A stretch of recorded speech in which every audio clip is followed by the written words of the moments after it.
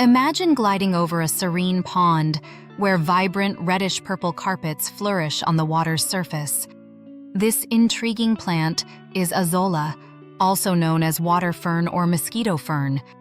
This tiny floating fern not only beautifies water bodies, but also plays a vital ecological role due to its special symbiotic relationship with nitrogen-fixing cyanobacteria. Azolla is easily identifiable. These small plants, measuring 1 to 3 centimeters across, form interconnected mats on water surfaces. Their most striking feature? A color transformation. Under stress or strong sunlight, they transition from bright green to hues of orange, red, or brown. This color change is due to anthocyanin, a pigment produced in response to unfavorable conditions, painting entire ponds in deep red-orange shades during autumn. Unlike duckweed, which has simple oval fronds, Azolla showcases a unique fern-like structure with branching, overlapping leaves. Two well-known North American species are the native Azolla caroliniana and A. mexicana. What sets Azolla apart is its remarkable ability to host a nitrogen-fixing cyanobacterium, Anabaena azollae.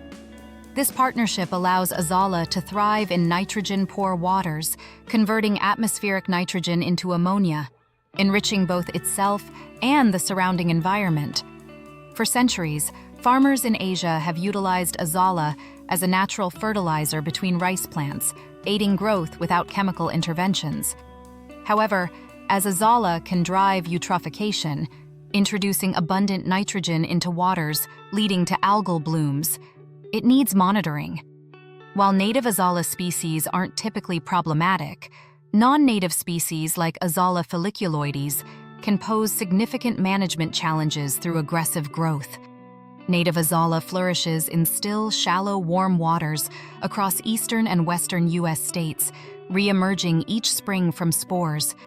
Management usually isn't necessary unless it pushes into nuisance territory. In such cases, increasing water circulation, managing nutrient loading, or employing physical removal may be effective. Chemical treatments are available but require permits. You might wonder why Azolla is sometimes called mosquito fern.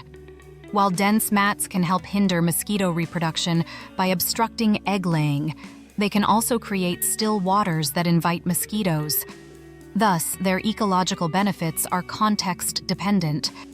Azolla can also serve as a garden fertilizer, enriched with nitrogen and organic material.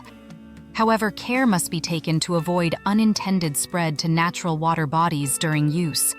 So, the next time you spot a stunning Azolla mat, remember its beauty and significance. Embrace sustainable gardening practices and explore the correct methods for managing this fascinating floating aquatic weed. Take action today. Consider how Azolla can be a part of your garden or help support local waterways. Embrace nature's solutions.